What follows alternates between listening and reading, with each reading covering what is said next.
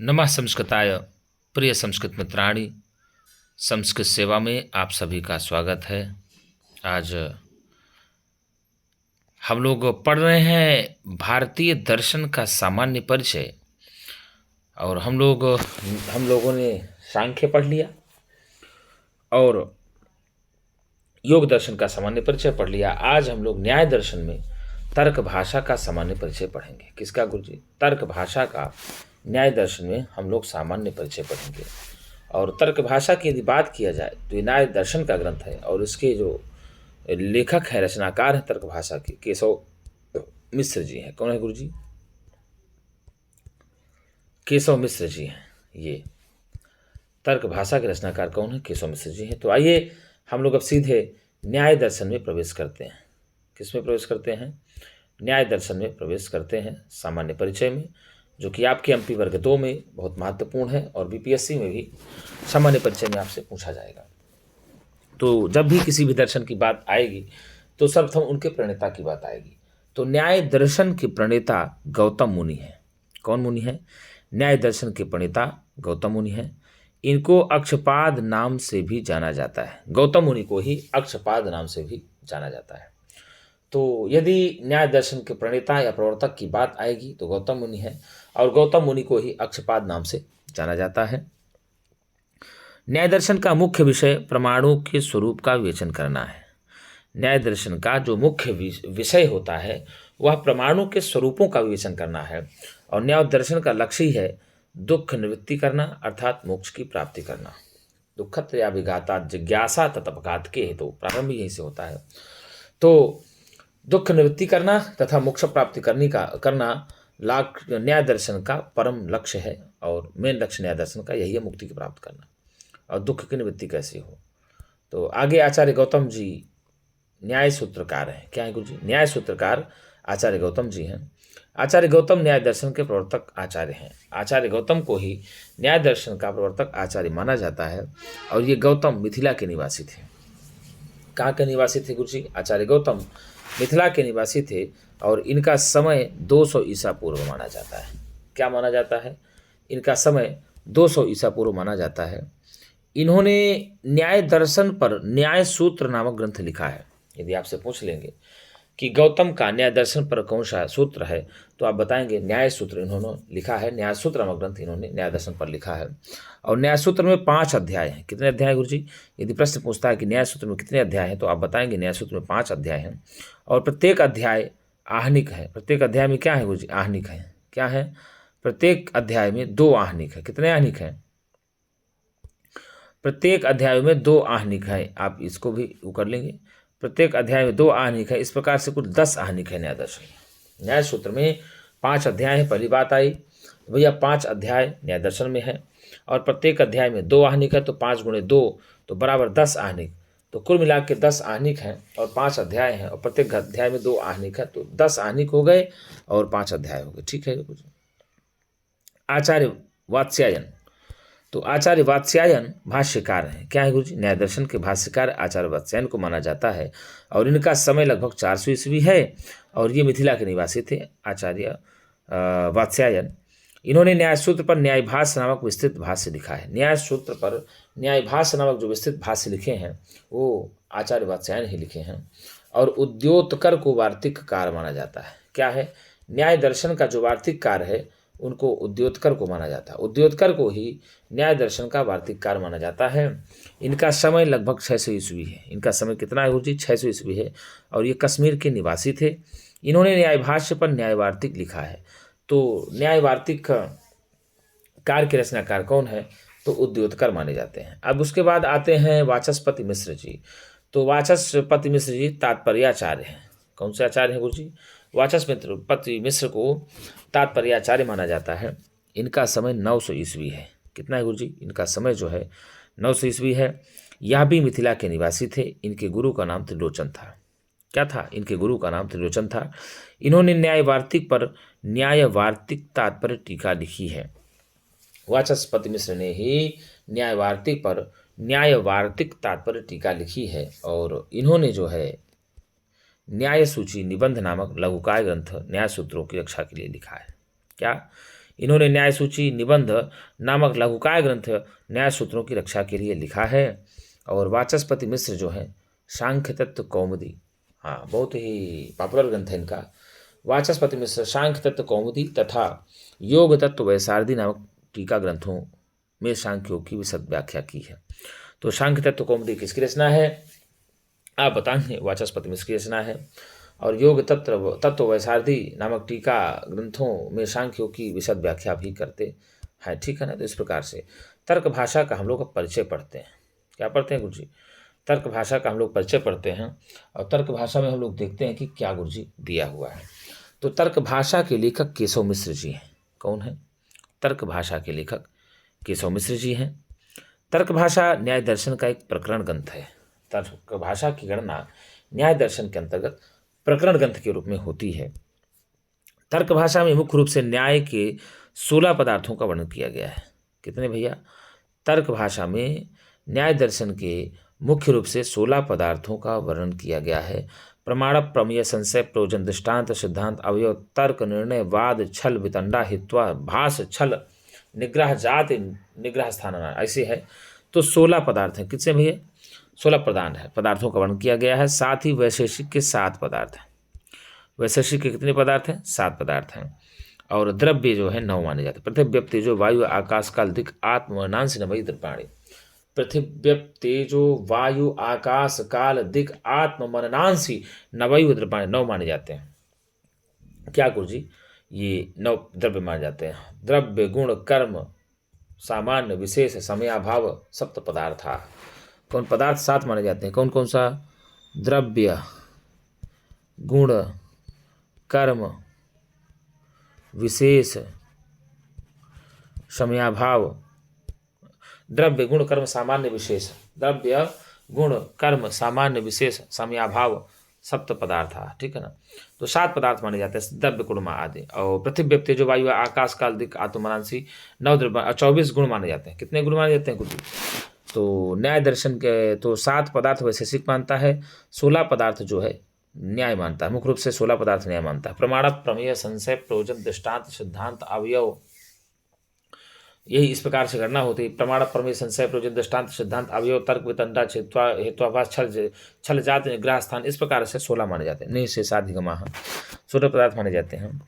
किंतु वैशेषिक के अनुसार 7 पदार्थ माने जाते हैं, 9 द्रव्य माने जाते हैं और 24 जो है कर्म माने जाते हैं। 24 क्या माने जाते हैं?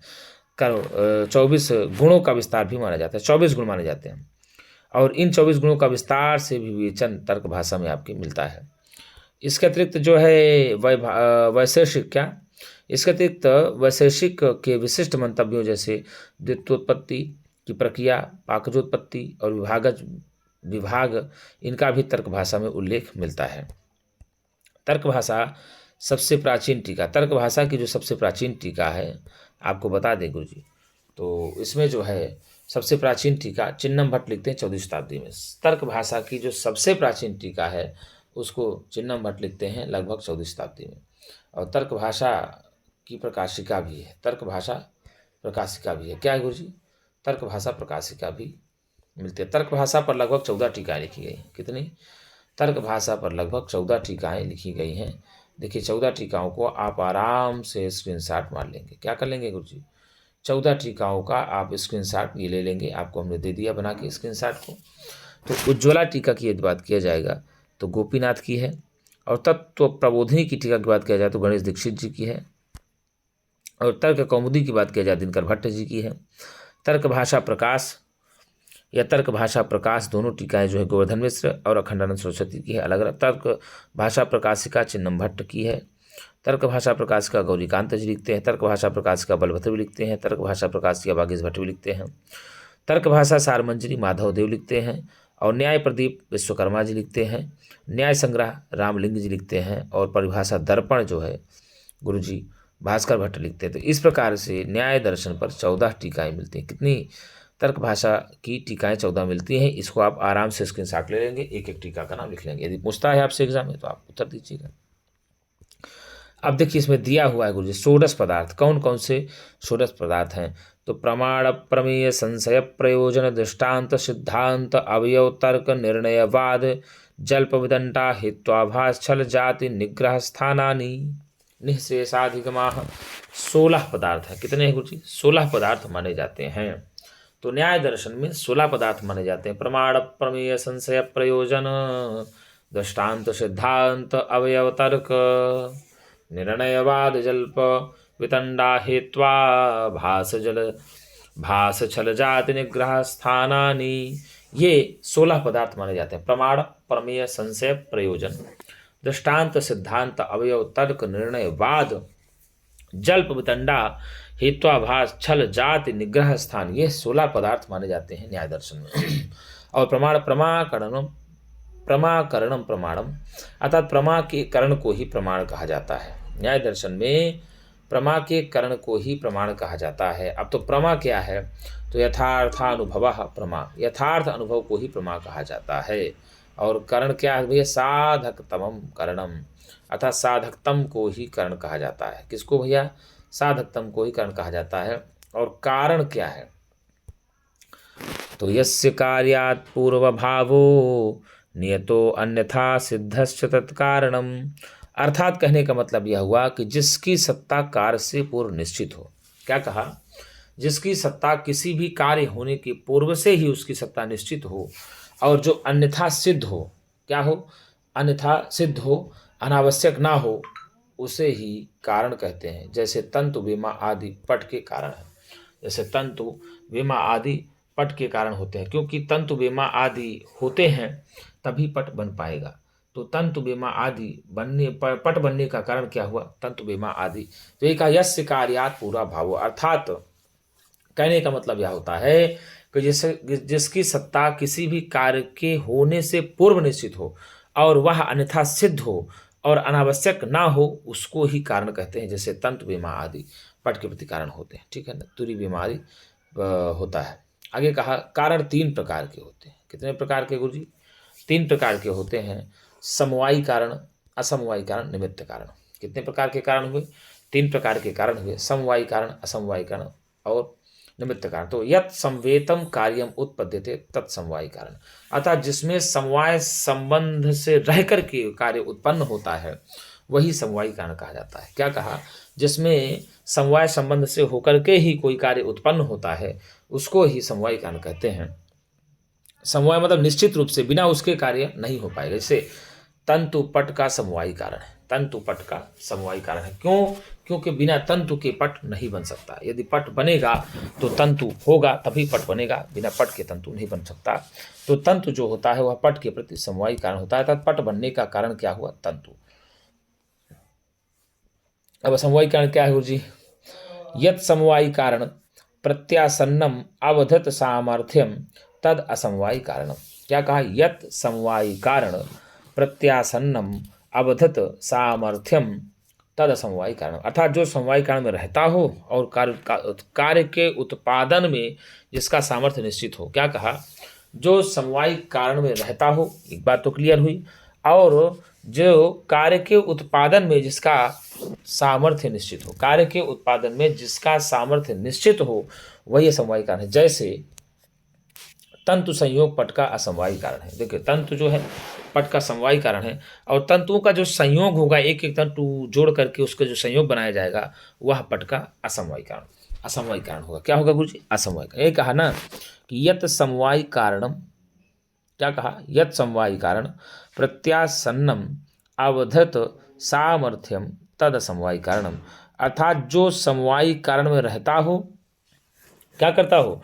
जो समवायी कारण में निश्चित रूप से रहता हो और कार्य के उत्पादन कर किसी भी कार्य को उत्पन्न करने में इसका सामर्थ्य निश्चित हो, अर्थात सामर्थ्य निश्चित नहीं होगा तब नहीं होगा। तो किसी भी कार्य को उत्पन्न करने में जिसका सामर्थ्य निश्चित हो वही समवायी कारण है। जैसे तंतु संयोग पट का असमवायी कारण है। प्रश्न पूछ लेगा आपको कि तंतु संयोग पट का कौन सा कारण है? तो तंतु संयोग पट का असमवायी कारण है। फिर आया निमित्त कारण। कौन सा कारण आया? निमित्त कारण। भाई साहब निमित्त भी होता है। तो यत्र समवायी कारणम नाप्य समवायी कारणम अथ च कारणम तन्निमित्त कारणम, जो ना तो समवायी कारण है ना असमवायी कारण है फिर भी कारण है, उसे ही निमित्त कारण कहा जाता है। उसे ही निमित्त कारण कहा जाता है। जैसे वेमा पट का निमित्त कारण है, तुरी वेमा आदि पट का क्या है? निमित्त कारण कहा जाता है। तो तुरी विमा आदि पट बनाने में सहायक होते हैं। क्या होते हैं? ना तो समवायी है ना तो असमवायी है, लेकिन कारण जरूर है, तो उसी को ही निमित्त कारण कहते हैं, अर्थात उसके बिना भी पट बनना संभव नहीं है। जैसे आप सुई धागा को पट बनाने के लिए आवश्यक हो जाएगा, सुई तुरी विमा आदि चाहिए। प्रमाण 4 प्रकार के होते हैं। कितने प्रकार के? तो न्याय के अनुसार प्रमाण 4 प्रकार के होते हैं, योग के अनुसार 3 प्रकार के होते हैं। तो प्रत्यक्ष, अनुमान, उपमान, शब्द प्रमाणानि, अर्थात प्रत्यक्ष, अनुमान और उपमान शब्द प्रमाण मिलाकर के 4 प्रमाण होते हैं। तो प्रत्यक्ष प्रमाण क्या है? तो साक्षात्कारी प्रमाकरणम प्रत्यक्षम, साक्षात्कारी प्रमाकरणम प्रत्यक्षम, अर्थात साक्षात्कारिणी प्रमा के करण को ही प्रत्यक्ष करते हैं। क्या कहा? साक्षात्कारिणी प्रमा के करण को ही प्रत्यक्ष प्रमाण कहते हैं। इसमें भी सोडा सन्निकर्ष है। कितने गुरु जी? इसमें भी सोडा सन्निकर्ष हैं, आप लोग देख सकते हैं अच्छे से। सोडा सन्निकर्ष मतलब सन्निकर्ष कितने हैं? 6। सोडा का मतलब यहाँ 16 नहीं समझ लीजिएगा, यहाँ 6 प्रकार, यहाँ प्रकारवाचक है। सोडा क्या है? प्रकारवाचक है।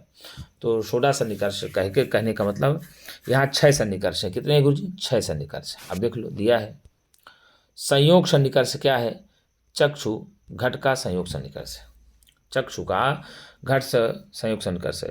और संयुक्त समवाय सन्निकर्ष क्या है? चक्षु का घट रूप, चक्षु का घट के प्रति संयोग सन्निकर्ष हुआ और चक्षु का घट रूप के प्रति, ये आपका संयुक्त समवाय सन्निकर्ष हो जाएगा। और संयुक्त संवेद समवाय सन्निकर्ष का मतलब होता है चक्षु का घट रूपत्व जात के प्रति होता है। किसके भैया? चक्षु का घट रूपत्व मतलब वह कुछ रूप का है, काले, गोरे, नीले, पीले, ये सब हो जाता है। तो पहले कहा चक्षु जो संयोग सन्निकर्ष का मतलब हुआ चक्षु का घट के प्रति संयोग सन्निकर्ष होता है, और संयुक्त समवाय सन्निकर्ष होता है चक्षु का घट रूप के प्रति, और संयुक्त संवेद समवाय सन्निकर्ष होता है चक्षु का घट रूपत्व जाति के प्रति होता है, और समवाय सन्निकर्ष होता है श्रोत्र का शब्द के प्रति होता है। श्रोत्र का शब्द के प्रति क्या होता है गुरुजी?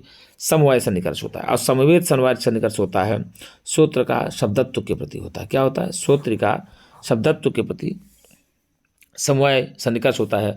और जो विशेषण विशेषाभाव संबंध सन्निकर्ष होता है वह चक्षु का भूतले घटाभाव, अर्थात भूतल में घट का अभाव है, यही चक्षु का विशेषण विशेषाभाव सन्निकर्ष होता है। तो संयोग सन्निकर्ष हुआ चक्षु का घट के प्रति, संयुक्त समवाय सन्निकर्ष हुआ चक्षु का घट रूप के प्रति, और संयुक्त समवेत समवाय सन्निकर्ष जो हुआ गुरुजी वे चक्षु का घट रूपत्व जाति के प्रति हुआ। समवाय सन्निकर्ष हुआ श्रोत्र का शब्द के प्रति, और संवेद समवाय सन्निकर्ष हुआ श्रोत्र का शब्दत्व के प्रति हुआ, और विशेषण विशेष भाव सन्निकर्ष जो हुआ चक्षु भूतले घटा भावा। क्या है? भूतले घटा भावा। अब अनुमान प्रमाण कितने हैं? तो भैया बता दूं आपको, अनुमान प्रमाण क्या है? तो लिंग परामर्शोनुमानम, लिंग परामर्श को ही अनुमान प्रमाण कहते हैं। क्या कहते हैं गुरुजी? लिंग परामर्श को ही अनुमान कहते हैं। तो फिर कहता है कि अनुमान प्रमाण के प्रकार भी तच्चा अनुमानम द्विविधम, वह अनुमान 2 प्रकार का होता है। कितने प्रकार का? अनुमान प्रमाण भी 2 प्रकार का होता है। स्वार्थन परार्थन चेति, स्वार्थानुमान और परार्थानुमान। कितने प्रकार का होता है अनुमान? 2 प्रकार का, स्वार्थानुमान, परार्थानुमान। तो लिंग परामर्शोनुमानम, लिंग परामर्श को ही अनुमान प्रमाण कहते हैं।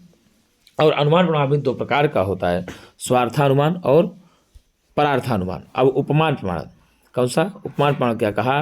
तो अतिदेश वाक्यार्थ स्मरण सहकृतम गोसादृश्य विशिष्ट पिंड ज्ञानम उपमानम, अर्थात अतिदेश वाक्यार्थ स्मरण सहकृतम गोसादृश्य विशिष्ट पिंडम ज्ञानम उपमानम। कहने का मतलब यह हुआ, अतिदेश वाक्य का मतलब यहाँ ये होता है कि जैसी गाय होती है वैसे ही नीलगाय होती है। तो उसके अर्थ में यदि स्मरण करने का जो करने के साथ ही गौ की समानता से युक्त पिंड आकृति का ज्ञान ही उपमान प्रमाण कहता है। जैसे यथा गौ तथा गव्या, जिस प्रकार से गाय होती है उसी प्रकार से गवई भी होती है। मान लीजिए गवई को न जाने वाला व्यक्ति कहीं जंगल में जाता है, ठीक है, लेकिन एक बार किसी प्राणी ने उसको बताया कि नहीं जैसे गाय होती है वैसे ही गवई भी होती है, नीलगाय भी होती है। तो यथा, तो उससे जो बताया अतिदेश वाक्य की तरह सुन करके जाना हो तो समझ लीजिए उसको कहेंगे आप उपमान प्रमाण। जाएगा देखेगा। तो शब्द प्रमाण क्या है? आप्त वाक्यम शब्द, अर्थात आप्त वाक्य को ही शब्द कहते हैं। आप्त वाक्य शब्द प्रमाण है। क्या है? आप्त वाक्य शब्द प्रमाण है। और आप्त कौन है? तो आप्त कौन होता है गुरुजी? यथार्थ वक्ता, यथाभूत अर्थ का उपदेश करने वाले पुरुष को ही आप्त कहलाता है। जो यथाभूत अर्थ का उपदेश करने वाला पुरुष होता है उसी को आप्त कहा जाता है। क्या कहा जाता है? आप्त कहा जाता है। अब प्रमेय के बारे में जाने, किसके बारे में गुरु जी? प्रमेय। तो जो प्रमेय है गुरु जी 12 है, 12 प्रमेयानि सन्ति। कितने प्रमेय हैं? 12 प्रमेय हैं। कौन कौन से? आत्मा, शरीर, इंद्रिय, अर्थ, बुद्धि, मन, प्रवृत्ति, दोष, प्रेत्य भाव, फल, दुख और अपवर्ग।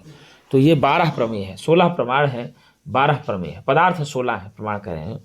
पदार्थ न्याय दर्शन में 16 है। प्रमाण, प्रमेय, संशय, प्रयोजन बताए। और प्रमाण 4 माने जाते हैं, कारण 3 माने जाते हैं। सब हमने आपको बता दिया। अब प्रमेय की बात किया जाए तो 12 प्रमेय है न्याय दर्शन में। कितने प्रमेय हैं? 12। आत्मा, शरीर, इंद्रिय, अर्थ, बुद्धि, मन, प्रवृत्ति, दोष, प्रेत्य भाव, फल, दुख, अपवर्ग, ये सारे जो है प्रमेय के अंतर्गत गणना होती है। अब द्रव्य क्या है? तो समवायी कारणम द्रव्यम गुणाश्रयो वा, जो समवायी कारण अथवा गुण का आश्रय होता है वह द्रव्य है। अर्थात जो समवायी अथवा गुण का आश्रय होता है। क्या कहा? समवायी कारणम द्रव्यम गुणाश्रयो वा, जो समवायी कारण है अथवा गुण का आश्रय होता है। जो समवायी कारण होता है अथवा किन्हीं गुणों का आश्रय होता है वही द्रव्य कहा जाता है। और द्रव्य है 9। कितने द्रव्य है गुरु जी? 9 द्रव्य हैं। कौन कौन से?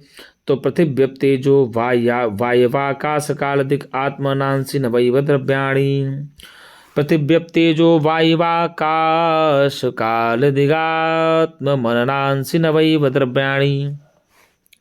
तो कहा गुरु जी पृथ्वी, जल, तेज, वायु, आकाश, काल, दिक, आत्मा, मन, ये 9 द्रव्य हैं।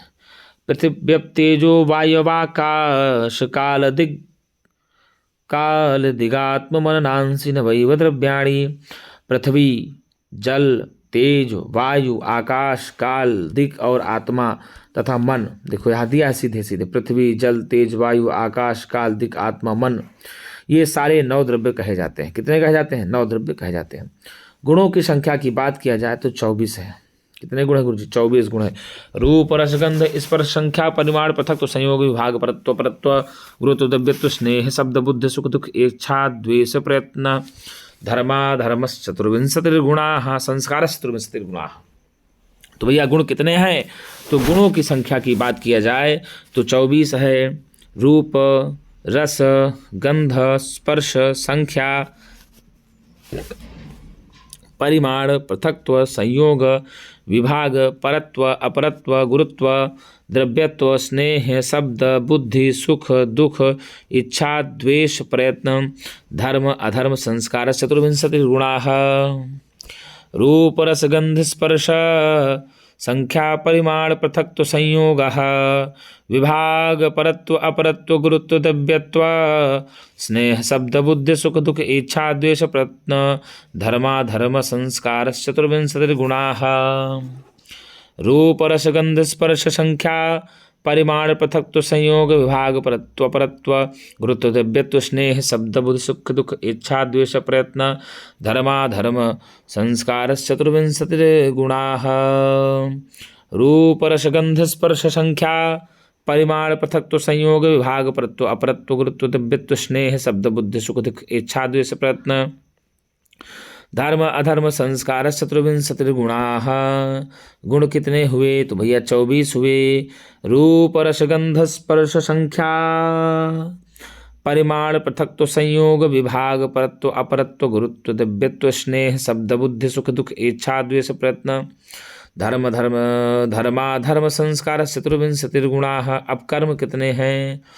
कर्म क्या है? तो गुरु कर्म है चलनात्मकम कर्म, अर्थात कर्मों का स्वरूप ही होता है क्रिया, चलना, हिलाना या गति करना, किसी भी प्रकार का कार्य करना या कुछ हिलाना या गति करना, उसको ही कर्म कहा जाता है। कर्म के 5 भेद हैं। उत्क्षेपण, अपक्षेपण, आकुंचन, प्रसारण, गमनानि पंचकर्माणि। उत्क्षेपण, अपक्षेपण, आकुंचन, प्रसारण, गमनानि पंचकर्माणि। अर्थात क्या कहा? उत्क्षेपण है, अपक्षेपण है। उत्क्षेपण ऊपर की ओर फेंकना, और आपक्षेपण नीचे की ओर फेंकना। आकुंचन सिकुड़ना, प्रसारण, फैलाना, गमन, जाना, ये 5 कर्म कहे जाते हैं। कितने कर्म हैं? उत्क्षेपण, अपक्षेपण, आकुंचन, प्रसारण, गमनानि पंच कर्माणि। अब क्या बात कहा भैया? हेत्वाभासः। तो क्या कहा गुरुजी? जो हेतु नहीं होता, जो हेतु नहीं होता किंतु हेतु की तरह आभासित होता है, उसको ही हेत्वाभास कहा जाता है। अर्थात जो कारण नहीं होता फिर भी कारण की तरह ही प्रतीत होता है, उसको ही हेत्वाभास कहते हैं। क्या कहा? असत हेतु को हेत्वाभास कहते हैं। अर्थात जो हेतु नहीं होता, जो वस्तुतः सच्चाई यही हो कि हेतु होता ही नहीं है, किंतु जैसे कहा असत हेतु को हेत्वाभास कहते हैं। हेत्वाभास कहते किसको कहते हैं भैया? असत कारण को ही हेत्वाभास कहते हैं। जो यद्यपि हेतु होता ही नहीं किंतु उसको हेतु के समान भाषित होता है, हेतु के समान उसका प्रयोग किया जाता है, तो वही हेत्वाभास कहलाता है। हेत्वाभास शब्द के 2 अर्थ होते हैं। हेतु का दोष और दुष्ट हेतु। हेतु का दोष और दुष्ट हेतु। तो क्या कहा? हेत्वाभास की संख्या 5 है। कितनी है गुरुजी?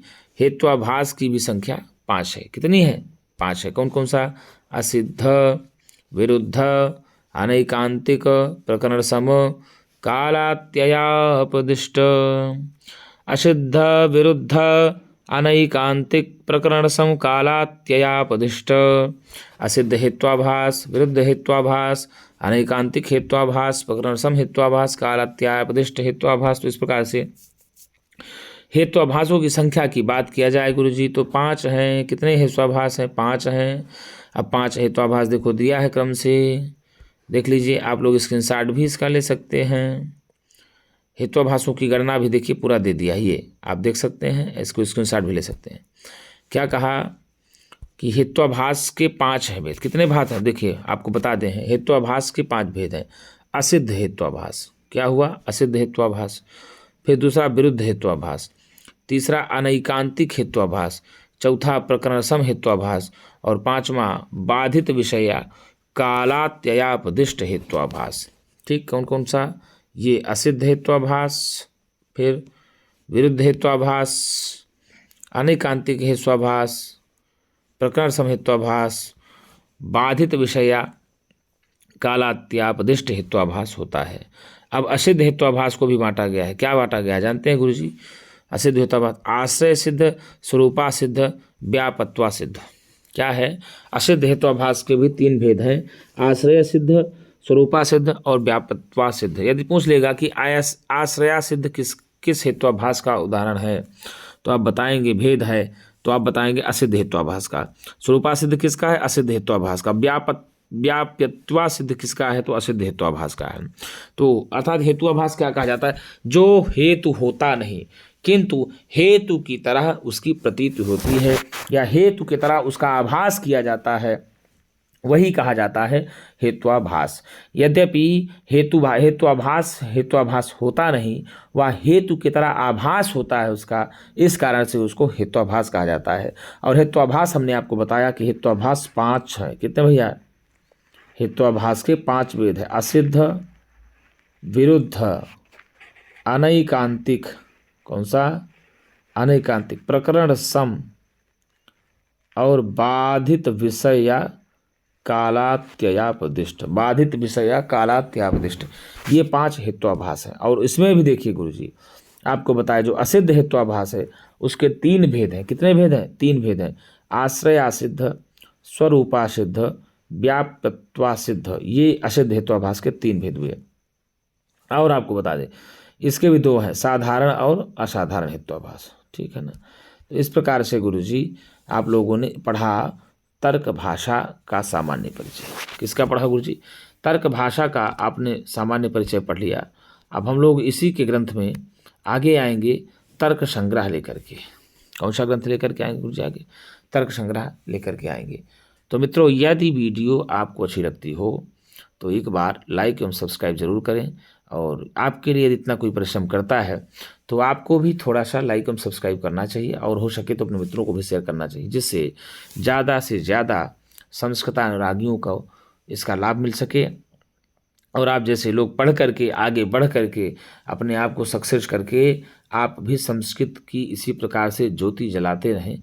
बस यही हमारी एक इच्छा है कि जो संस्कृत सेवा है, ये संस्कृत सेवा आदिन आजीवन निरंतर अपने लक्ष्य को प्राप्त करती रहे और चलती रहे, सबका सम्मान बढ़ाती रहे, सबका मान बढ़ाती रहे मित्रों। बस यही हमारी इच्छा है। तो मित्रों, आज के लिए इतना ही। हम पुनः एक नई वीडियो के साथ मिलेंगे, तब तक के लिए नमः संस्कृताय।